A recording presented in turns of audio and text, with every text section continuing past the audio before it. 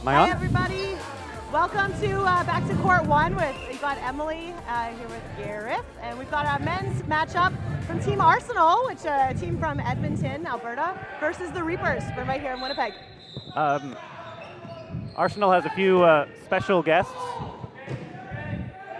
Devin from Winnipeg and Isaac Moras from Minneapolis. Excellent. So missing with both there, but they get 4 balls back. Burdens with Team Alberta. What are they called? Sorry. Arsenal.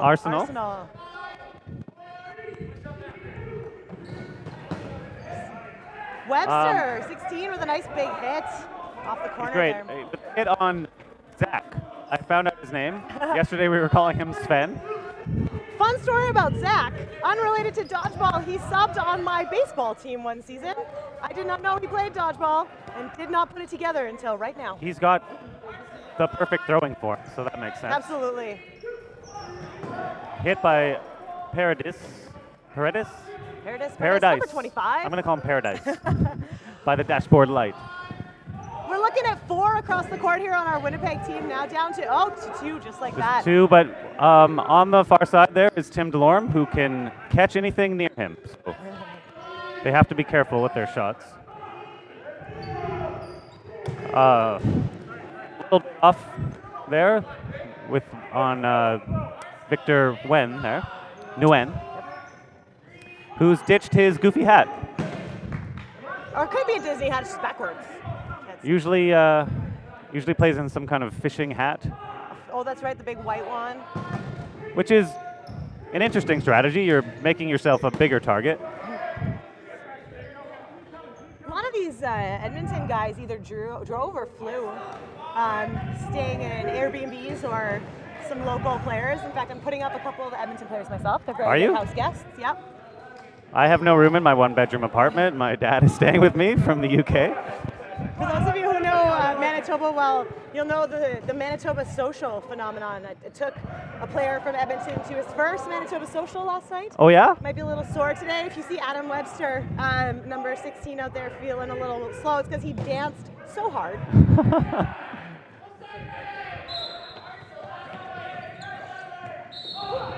Oh, a double hit off of that rush. So taking a 2-for-1 trade and then a hit on McManus there. So they're down to 3 very quickly. That's a quick turnaround, absolutely. That rush was really well executed over here by Reapers. If done well, that pitch and throw can really make a big difference. It's hard to recover from a good rush like that. If you take out 3. And that double hit is just killer if you're on the receiving end. Nothing worse than being out off of your teammates. But they have to be careful with Moras on the right side there. He's nicknamed the Black Hole for a good reason. Oh, but they take the trade there. So he's down to 1. Nice big corner shot there. Those corner shots, I always find them so impressive. They're from such a far distance, just the farthest you can get on the court. And they can come in hard and fast and accurate. Oh, nice big catch. Sven with the catch. Baseball / dodgeball Kyle. Not Sven. Not Sven. Zach still doesn't have knee pads. Doesn't need them, apparently. He will need them one day when he falls on his knees and regrets his life. You'll see actually all sorts of varying protection out here on the court. Some people with nothing but their gym clothes and running shoes. Others with everything from elbow pads to butt pads to knee pads. And butt pads? Everything in between. Yes, a player on my team wears padded shorts. Oh. She hits the ground quite often, and she's just got such a tiny little butt.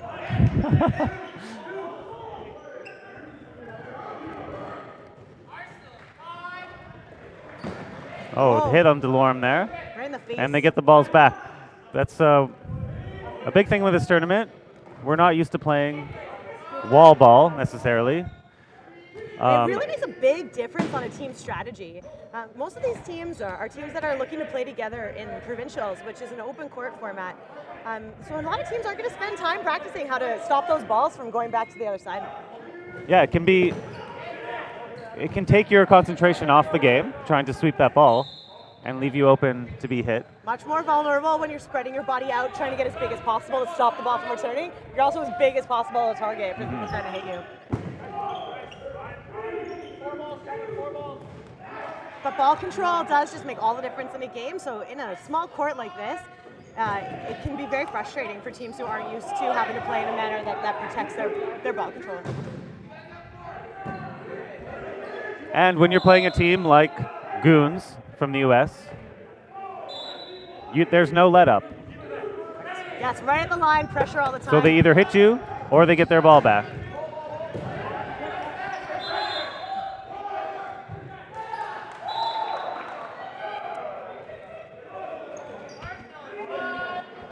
So we're 3-on-3 with the ball advantage to Arsenal. Cross corner catch, calling it a hit. Kyle, unsure whether he blocked it. I guess we're not allowed to weigh in on referees' decisions, but I don't think he was hit there. It bears mentioning every time that these refs are volunteers. They're members of other teams that are playing in this tournament. In some cases, people with absolutely no referee experience. So I certainly know that when it's my turn to ref, I'm going to appreciate the other teams, or all the teams, being very helpful, friendly, and you want them to call themselves out when they're hit. It makes it more enjoyable for everyone. Speaking of calling yourselves out, the lines on these courts are quite thick. It's helpful to be able to see them, but it means that if your foot touches it even a little bit, you are out. So important. Oh, takes the trade. Ooh, yeah. And Arsenal are up 2-1. And with the lines being different colors, yeah, it helps. We are seeing. But also, your teammates have to keep that sharp eye on you and make sure that they are taking the opportunity to let you know if you've stepped on it, because we just have one ref per court right now. They're just not going to see that.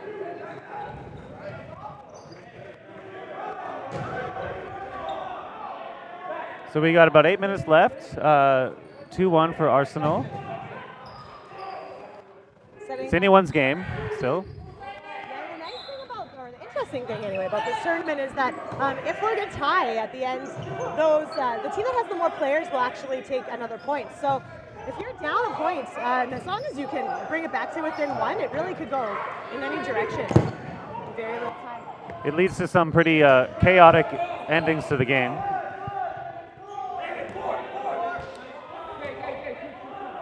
So we're staring at 5 on Arsenal, 4 on Reapers. It's a nice shot, bringing it forward. And they get the ball back. Interesting, those straight shots in these cases. Really, while they're a lot easier for their team to catch and dodge, if you're confident in the speed of your throw, you'll likely get your ball back after it, and that helps a lot. Big trade. We're down 3-on-2 now. So they played the numbers game there. You have to be unafraid to go out. Ooh. If you can get your team the balls and a player on the other team off, it's well worth it. Tied up here, 2-2. Arsenal's got the burden, looking to bring it down to a 2v1, and they do.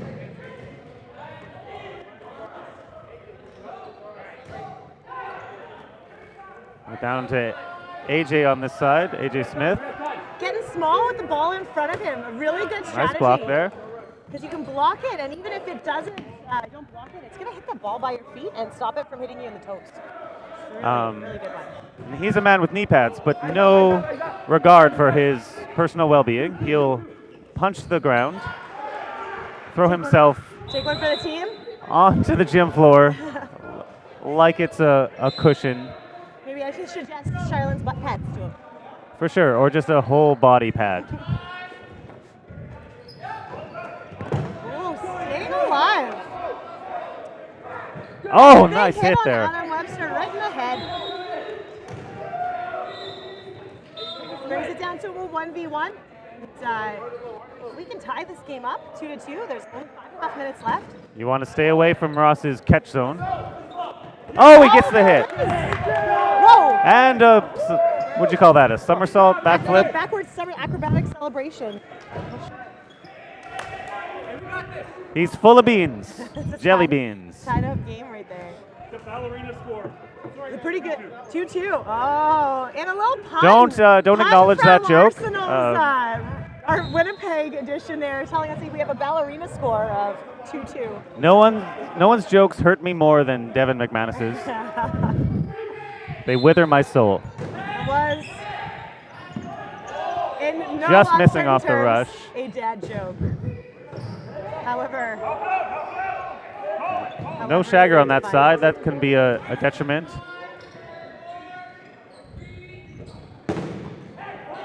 They throw 3 balls and miss with all 3. Oh, he's calling him out. The Reapers player standing up pretty much just completely straight, and balls just going all around him. That was quite Now the this dodge. can be difficult sometimes when you have too many balls, but they make the hit. And that, Nearly a double there. yeah, it looked like a double hit from the side, so And we're 5 on 4 now.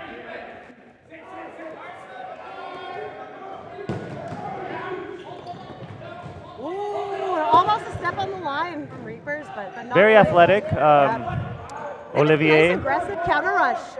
Arsenal was up at the line taking their shots, and Reapers didn't give them any time to get back. They taking advantage of their speed, close that distance and take a shot. 3 Reapers left on the court there. Taken out. We're going down to 3v3 with 3.5 minutes left. This game is finally poised, as they'd say. We're seeing a lot of stoppage in play. It's the downside of a crowded gym is that balls come across and into the line of play here. So when you're hearing whistles and seeing the game stop, it's likely because we've got another team's ball in the middle of the court.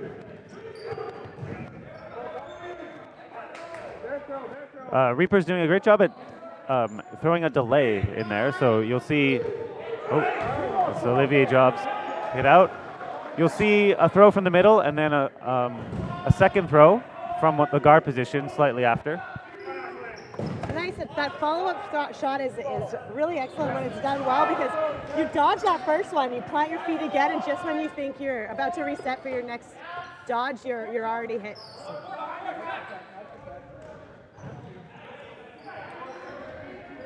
Reaper's looking to close this one out with a big hit on Webster. And some nice restraint over there from Reapers. So you're going to want to throw both balls here? Not giving up the pressure at the line. Oh, backing off a bit. Burden is still on Reapers.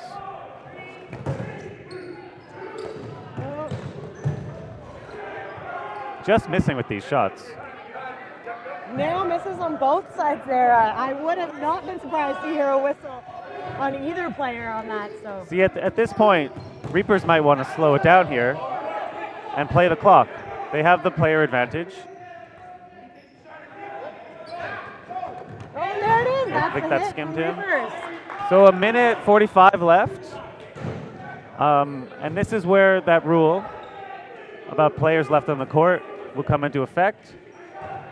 They're unlikely to finish the round in this time, so whoever has the most players left will win the point, and Arsenal could tie it up that way. So It'll be interesting to see what strategies these teams employ here. If I'm the Reaper team, I think I'm going to want to play a pretty defensive game. I'm going to want to stay alive and just keep my body on the court. Although you could say the same for Arsenal. If Arsenal stays alive, they make this a tie game rather than a loss. yeah, they're unlikely to win at this point, so they're going to play for the tie. Looks like a double there. 2 hits there. McManus and Webster are both going off. And now these Reapers really just have to run the clock down. Get out of the way of those balls. Oh, with the diving catch. So close. No, he dropped it, sorry. Yeah, it was close. That was They almost still have the player advantage, I think. 4 on 3. 5 on 3. 5 on 3. So just grind it out at this point. Let the ref count you right down. But that doesn't seem to be in their DNA. Reapers, they're a very aggressive team. They are not going to hold back. They're not going to run the clock. They're going to play the hardest game they can, it looks like. Oh, and Sven with the hit. Baseball Kyle. The big hit. We can They hear just the have to stay Reapers alive bench here. yelling at them, just stay alive for 10 seconds. Oh, with a catch! And that'll close it out. Closes it down, and that is a game to Reapers against Arsenal. Hey, you're not safe here in the commentary booth. I was just hit by JC Morris. So we just switch it off, eh?